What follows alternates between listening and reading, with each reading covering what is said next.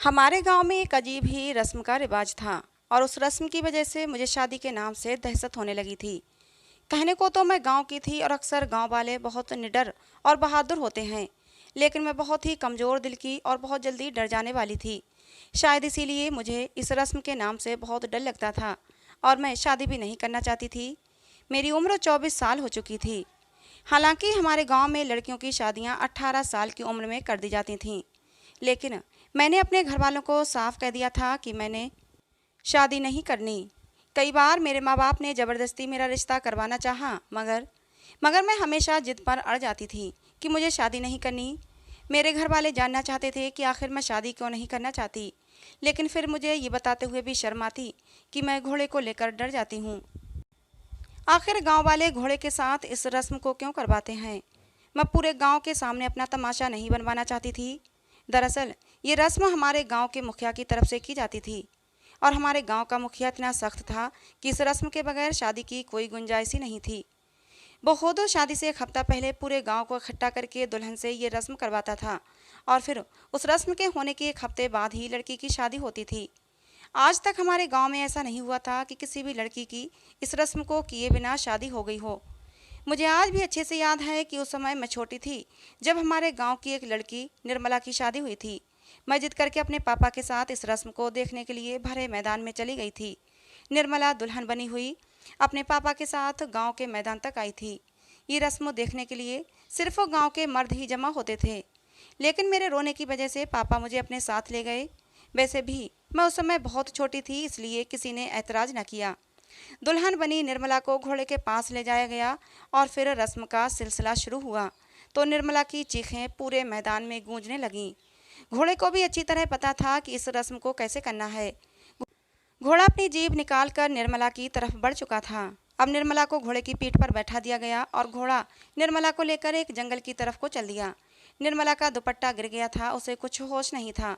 वो तो बस घोड़े की पीठ पर लदी हुई थी। निर्मला की बिगड़ी हालत देखकर मेरी सांसें रुक गई थीं, लेकिन सब लोग ऐसे आनंद उठा रहे थे जैसे कुछ हुआ ही ना हो। मुखिया भी उस समय वहीं थे और इस सारे दृश्य को देखकर आनंदित हो रहे थे। आखिर आनंदित क्यों ना होते, ये सब उनके हुक्म पर ही तो होता था।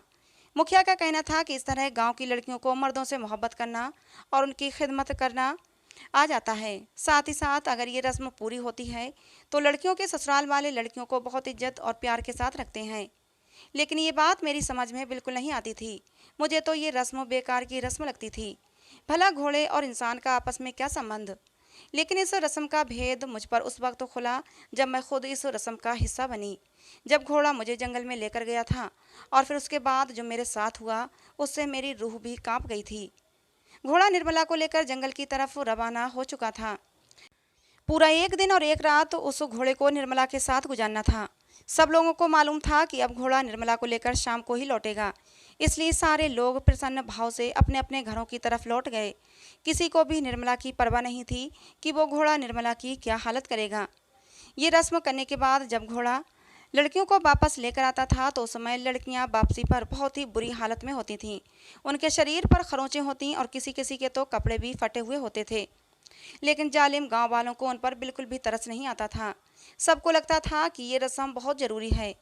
घोड़ा निर्मला को लेकर गया तो सब लोग अपने अपने कामों पर वापस लौट गए, लेकिन मेरे दिलो दिमाग पर निर्मला की हालत और उसकी चीखें सवार हो गई थीं। मुझे समझ नहीं आया कि निर्मला किस तरह सारा दिन उस घोड़े की मनमानी बर्दाश्त करेगी।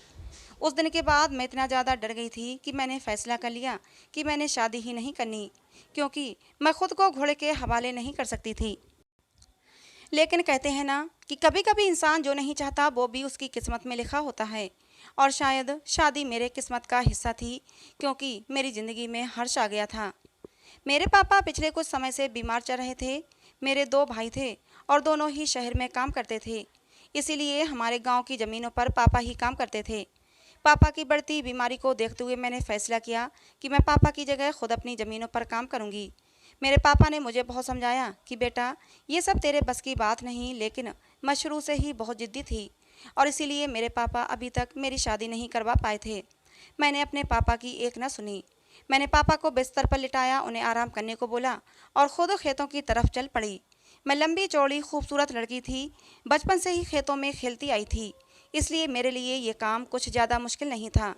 लेकिन मेरा यही फैसला मेरी शादी वाली जिद को तोड़ गया। जैसे गांव की लड़कियां रहती हैं वैसे ही मैं भी रहती थी। बेमतलब बाहर नहीं निकलती और ना ही किसी से दोस्ती करती थी, स्पेशली किसी लड़के से। लेकिन जब गांव के खेतों में काम करने के लिए निकलना पड़ा तो मुझे अपनी शर्म छोड़ना पड़ी और पर्दे से भी बाहर आना पड़ा। और तभी हर्ष की निगाह मुझ पर पड़ी थी। उसका पूरा नाम हर्षवर्धन था। वो मुखिया का मुंशी था और सबकी ज़मीनों के हिसाब किताब का काम करता था। कहने को तो ये ज़मीनें हमारी थीं, लेकिन मुखिया का ही हुक्म चलता था। हमारी कमाई का एक अच्छा खासा हिस्सा भी मुखिया के पास ही जाता था। मुझे देखकर हर्ष पलकें झुकाना भूल गया और हैरत से पूछने लगा, तुम कौन हो? मैंने बता दिया कि मेरा नाम मेघना है, मैं संजीव दास की बेटी हूँ। वो गौर से मुझे देखने लगा और कहने लगा, तुम तो उम्र में बड़ी मालूम होती हो, फिर अभी तक तुम्हारी शादी क्यों नहीं हुई? मैंने सर झुकाते हुए कहा कि मुझे शादी नहीं करनी। मेरी बात सुनकर वो थोड़ा नरम होकर बोला, देखो, अगर मुखिया को पता चल गया कि तुमने शादी नहीं की है तो बहुत बुरा होगा, क्योंकि हमारे गांव में लड़कियों की शादियां कम उम्र में की जाती हैं और ये मुखिया साईं का हुक्म है। मैं खामोश हो गई, क्योंकि मुझे ये बात अच्छी तरह मालूम थी कि मेरे पापा ने ये बात मुखिया से छिपा कर रखी है कि मेरी अभी तक शादी नहीं हुई और मैं 24 साल की हो चुकी हूँ। हर्ष की नज़र मुझ पर जमी हुई थी और न जाने उसकी नज़रों में ऐसा क्या था कि मैं शर्मा कर दोबारा से अपने चेहरे पर चुन्नी डालने लगी। वो कुछ देर तक हिसाब किताब करता रहा और साथ ही साथ उसकी नज़रें मुझ पर भी जमी हुई थीं। और फिर वो वापस लौट गया ये कहकर कि वो कल मुझसे मिलने के लिए आएगा। मुझे हर्ष की ये बात बिल्कुल भी समझ नहीं आई थी कि वो मुझसे दोबारा मिलने क्यों आएगा, जबकि मैं तो हमारी ज़मीन पर उगे हुए अनाज का सारा हिसाब किताब उसे लिखवा चुकी थी। सारा दिन खेतों में काम करने के बाद जब मैं शाम को लौटी तो खुशी खुशी पापा को बताया कि मैं भी आराम से खेतों में काम कर सकती हूँ। पापा उदासी से कहने लगे, बेटा, ये तेरा काम नहीं है। मरने से पहले मैं तेरी शादी करके तुझे रुखसत करना चाहता हूँ, लेकिन एक तू ही है जो अब तक मेरी दहलीज पर जमकर बैठी हुई है। शादी का नाम सुनते ही खुद ब खुद मेरी आंखों के सामने हर्ष का चेहरा घूमने लगा और ये अचानक हुआ था। हर्ष का ख्याल उस समय मेरे दिलो दिमाग में बिल्कुल भी नहीं था और मैं हैरान थी कि जिस इंसान को मैंने आज पहली बार देखा है, शादी के नाम पर उसकी तस्वीर क्यों मेरे दिलो दिमाग में उभर रही है। मैं अपने ख्यालों को झटक दी, अम्मा के साथ घर के कामों में बिजी हो गई और अगले दिन फिर से खेतों में निकल पड़ी, क्योंकि जब तक पापा की तबीयत ठीक नहीं होती मुझे ही पापा की जगह संभालनी थी। हर्ष दोपहर के वक्त खेतों पर चला आया। उस वक्त ये जगह बिल्कुल वीरान होती थी। वो मेरे ही साथ चारपाई पर बैठ गया और अपने हाथ में पकड़ी हुई कॉपी और कलम को एक तरफ रख दिया। मुझे अब भी समझ नहीं आया था कि वो आज दोबारा क्यों आया है। मेरी तरफ देखते हुए बहुत आराम से कहने लगा, क्या तुम किसी को पसंद करती हो जो अभी तक शादी नहीं की? मैंने झिझकते हुए उसे बता दिया कि मेरी शादी न करने की वजह मुखिया की वो खास घोड़े वाली रस्म है, जिसके साथ शादी से पहले दुल्हन को रस्म करनी पड़ती है। मेरी बात सुनकर वो हैरान रह गया और कहने लगा, इसमें ऐसी कौन सी बड़ी बात है? आज तक गांव की सारी लड़कियां ही करती आ रही हैं और उसके बाद ही दुल्हन बनी है, तो फिर तुम्हें क्या परेशानी है? मैंने हैरत से हर्ष को देखा और पूछा, तुम्हें ये अजीब नहीं लगता? एक लड़की घोड़े के साथ इस तरह सब कुछ? आगे मैं कुछ बोल ही नहीं पाई।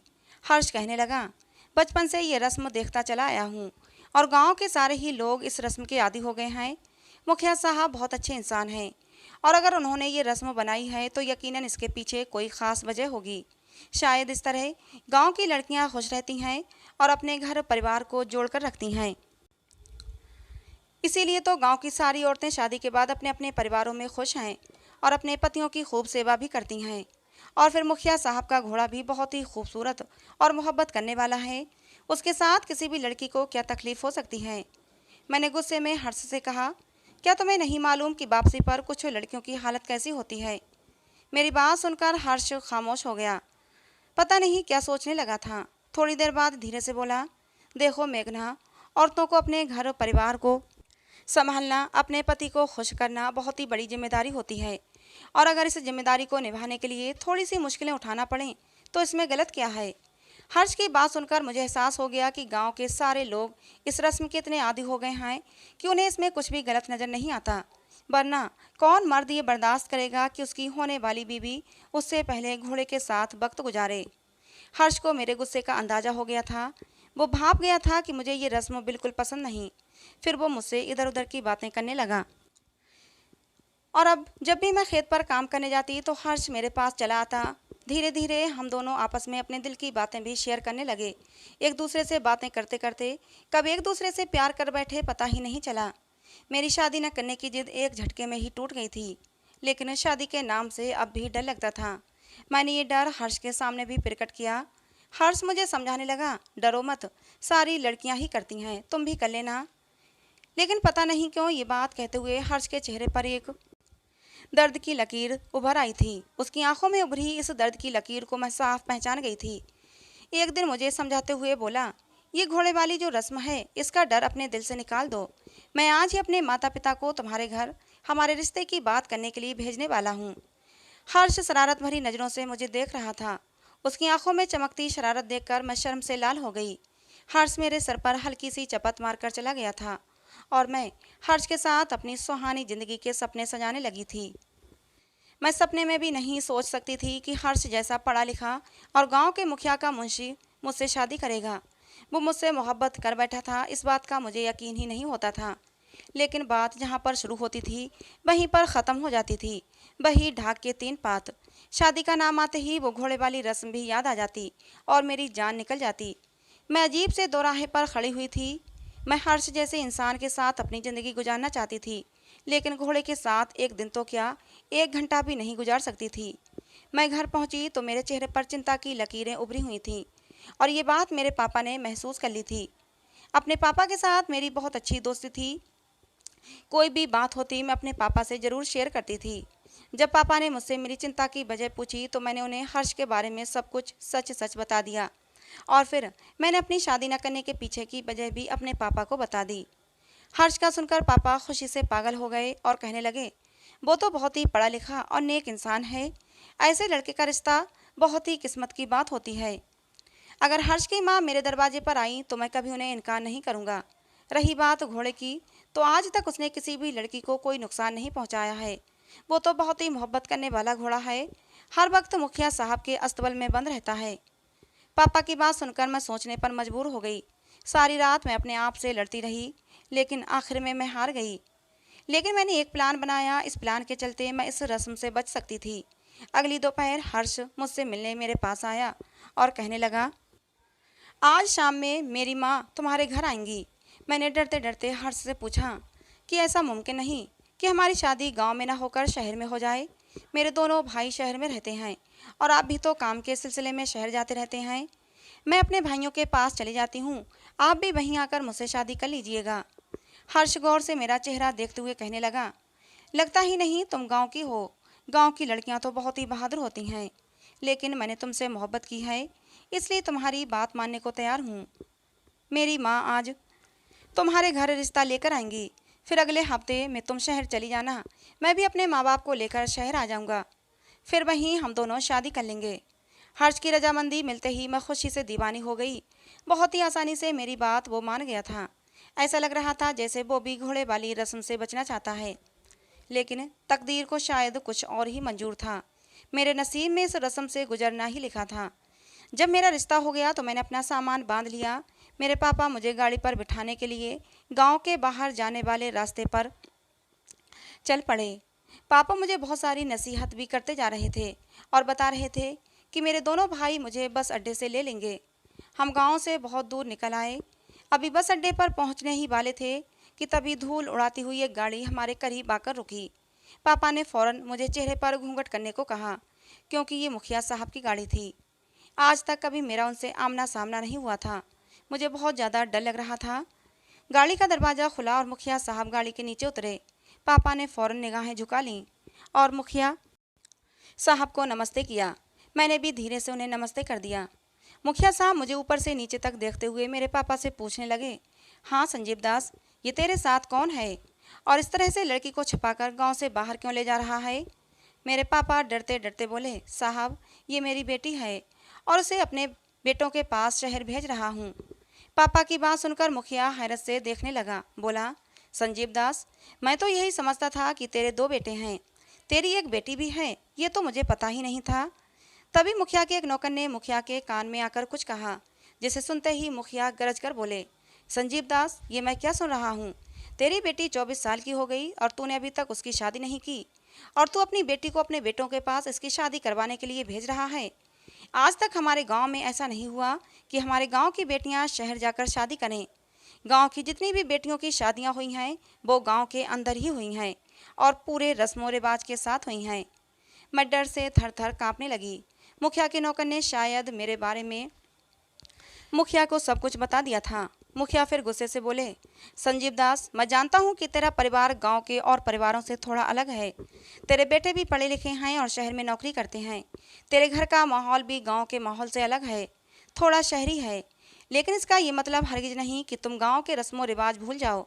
अगर तुमने गांव के रस्मों रिवाज को भूलकर शादी की तो तुम्हें इस गांव से बेदखल कर दिया जाएगा। मुखिया की बात सुनकर पापा घबरा गए थे। हड़बड़ाते हुए बोले, नहीं मुखिया साहब, ऐसी बात नहीं है। शादी तो गांव के ही लड़के यानी आपके मुंशी हर्षवर्धन से हो रही है, लेकिन इसके भाई चाहते हैं कि अपनी बहन की शादी शहर में धूमधाम से करें, बस इसीलिए बुला रहे हैं। मुखिया ने गुस्से से गरजते हुए कहा, संजीव दास, अपनी बेटी को लेकर वापस लौट जा। पहले गांव की जो खास रस्म होती है उसे करवा, फिर चाहे अपनी बेटी की शादी शहर में करवाना या फिर विदेश में। लेकिन जब तक गांव की खास रस्म नहीं करवाएगा तो तुझे बागी करार दे दिया जाएगा और तेरा गांव में जीना दूभर कर दिया जाएगा। मुखिया की बातें सुनकर मैं डर से कांपने लगी थी। अब तो किसी तरह मुमकिन नहीं था कि मैं इस रस्म से बच जाती। अब तो मुखिया को भी मेरी उम्र पता लग गई थी। अगर मैं न चाहती तब भी मुझे शादी करना पड़ती। मेरी आंखों में अपनी बेबसी पर आंसू भर आए। मेरे पापा ने मुखिया से हाथ जोड़कर माफ़ी मांगी और फिर मेरा हाथ पकड़कर वापस मुझे घर ले आए। हम घर आ गए। पापा बहुत परेशान लग रहे थे। उनके चेहरे से डर साफ झलक रहा था। पापा डर गए थे कि कहीं मुखिया उनके खिलाफ कोई कड़ा फैसला न सुना दें। गांव के बुजुर्ग अपने गांव से अलग नहीं रहना चाहते। पता नहीं उन्हें गांव से ऐसा क्या लगा होता है। अगर पापा चाहते तो इस गांव से रिश्ता ख़त्म कर देते और हम शहर जाकर बस सकते थे। लेकिन पापा ऐसा नहीं कर सकते थे, क्योंकि पापा को अपने गांव से, अपने गांव की मिट्टी से बहुत प्यार है। अगर पापा को इस गांव से अलग कर दिया जाता तो शायद ही वो जिंदा बच पाते, और यही डर उनके चेहरे पर साफ झलक रहा था। पापा की परेशानी मुझसे देखी नहीं गई और मैं पापा के पैरों में बैठ गई और रोते हुए बोली, पापा, मेरी वजह से आप परेशान ना हों। मैं शादी भी करूंगी और इस खास रस्म को भी ज़रूर करूंगी। मैं चुपचाप अपने आप को घोड़े के हवाले कर दूंगी। लेकिन पापा, मैं आपकी आंखों में आंसू नहीं देख सकती। 2 दिन के बाद मुझे इस रस्म के लिए दुल्हन बनकर मैदान में जाना था। रस्म से 1 दिन पहले हर्ष मेरे पास आया था। कहने लगा, मेघना, मुखिया साहब बहुत नाराज़ हो रहे थे। कह रहे थे कि तुम मेरे मुंशी होकर भी मुझसे बातें छुपाते हो। तुमने अपनी शादी की बात क्यों छुपाई? मैंने हर्ष से कहा, हर्ष, मैंने खुद को इस रस्म के लिए तैयार कर लिया है। मेरी आंखों में आंसू आ रहे थे, लेकिन मैं अपने माँ बाप को दुखी नहीं देख सकती थी और ना ही हर्ष को छोड़ सकती थी। मजबूरी में ही सही, मगर रस्म को करने के लिए मैं तैयार थी। हर्ष ने मेरे हाथों को थामते हुए मुझे दिलासा दिया, मेघना, तुम बिल्कुल भी मत घबराना। मैं तुमसे वादा करता हूँ कि इस रस्म के दौरान तुम्हें कोई भी नुकसान नहीं पहुँचेगा। अगर तुम अपने हर्ष पर भरोसा करती हो तो तुम बिल्कुल भी मत घबराना। बेफिक्र होकर इस रस्म को करना। हर्ष मुझे दिलासा देकर चला गया था, लेकिन मैंने पूरी रात जागते हुए गुजार दी थी। अगले दिन 10 बजे मुझे दुल्हन की तरह सजाया गया। मेरे पापा मुझे लेकर उस मैदान की तरफ चल पड़े जिस मैदान में मैंने पहली बार निर्मला को उस घोड़े की मोहब्बत का शिकार होते देखा था। मैदान में बहुत सारे लोग जमा हो गए थे। मुखिया भी मौजूद था। मुखिया के एक नौकर मुझे लेकर घोड़े की तरफ बढ़ने लगा। मैंने घूंघट से अपना चेहरा छुपा रखा था, लेकिन उसके नीचे से भी मैं मुखिया के पीछे खड़े हर्ष को साफ देख रही थी। गांव के सारे मर्दों की नज़र मेरे ऊपर टिकी हुई थी। जैसे ही मुझे घोड़े के पास ले जाया गया, घोड़ा अपनी जीभ निकाल कर मुझे चाटने लगा। मुझे बहुत घिन महसूस हो रही थी। साथ ही साथ मैं डर के मारे काँप भी रही थी। चाटते चाटते घोड़े ने अपनी गर्दन मेरे शरीर पर रगड़ना शुरू कर दी। वो मुझसे अपनी मोहब्बत का इजहार कर रहा था और मैं किसी भी तरह ये सब कुछ बर्दाश्त कर रही थी। मैं निर्मला की तरह चीख नहीं रही थी, क्योंकि मैं अपने बीमार बाप को परेशान नहीं करना चाहती थी। फिर उसके बाद मुझे घोड़े की पीठ पर बिठा दिया गया। घोड़ा मुझे लेकर जंगलों की तरफ चला गया। मेरे सर से घूंघट सरक चुका था और मेरी चुनरी पता नहीं नीचे कहाँ गिर गई थी। डर के मारे मेरा बुरा हाल था। पता नहीं ये घोड़ा मेरे साथ क्या करने वाला था। वीरान रास्तों से होता हुआ अपनी रफ्तार में भागा चला जा रहा था। ऐसा लग रहा था कि जैसे घोड़ों को सारे रास्ते के बारे में पहले से सब जानकारी है। जब घोड़ा बीचों बीच जंगल में पहुंचा तो मेरी ऊपर की सांस ऊपर और नीचे की नीचे रह गई, क्योंकि जंगल के बीचों बीच एक महल सा बना हुआ था। उस आलीशान घर के सामने आकर घोड़ा खुद ही रुक गया। गिरते पड़ते घोड़े से उतरी। मुझे कुछ समझ नहीं आ रहा था कि मैं कहाँ जाऊं। घोड़ा अब भी मुझे चाट चाट कर अपने प्यार का इजहार कर रहा था। तभी दूसरे रास्ते से एक गाड़ी मेरे पास आकर रुकी। मैं डर के मारे 2 कदम पीछे हो गई, लेकिन गाड़ी में से उतरते मुखिया को देखकर मैं हैरान हो गई। आखिर गांव के मुखिया का यहाँ क्या काम। मुखिया मेरे पास आकर खड़े हो गए। वो मुझे बहुत ही अजीब सी नज़रों से देखने लगे। उनकी नज़रें मुझे अपने बदन के आर पार होती हुई महसूस हो रही थीं। मैं अपने हाथों से ही खुद को ढकने लगी, क्योंकि मेरी चुन्नी तो पता नहीं कहाँ गिर गई थी। मेरे शरीर के हर एक उभार को मुखिया बहुत ही गौर से देख रहा था। मुखिया ने अपनी उंगली मेरे गालों पर लगाते हुए कहा, खूबसूरत तो तू बहुत है, लेकिन तूने उम्र निकाल दी। अगर तू कम उम्र में मेरे पास आ जाती तो मुझे और भी ज़्यादा खुशी होती। ये कहकर मुखिया ने मुझे अपनी बाहों में भर लिया। मेरे सिर पर तो जैसे आसमान गिर पड़ा था। मुझे विश्वास ही नहीं हो रहा था कि ये सब क्या हो रहा है। क्या वाकई ये सब कुछ सच है या सपना है। मैंने मुखिया की कैद से खुद को छुड़ाने की नाकाम कोशिश की। मुखिया की पकड़ मजबूत थी। मैं उसकी कैद से छूट न सकी। फिर भी मैं हाथ पैर चला रही थी। मुझे खींचते हुए वो घर के अंदर ले जाना चाहता था, लेकिन मैं भी गांव की छोरी थी। मैंने पूरी ताकत लगाकर मुखिया को धक्का दे दिया, लेकिन इससे पहले कि मैं वहां से भागती, मुखिया ने मुझे फिर से पकड़ लिया। वो घर के बाहर ही मुझे अपनी हवस का शिकार बनाना चाहता था। मुखिया के नौकर ये तमाशा देख रहे थे।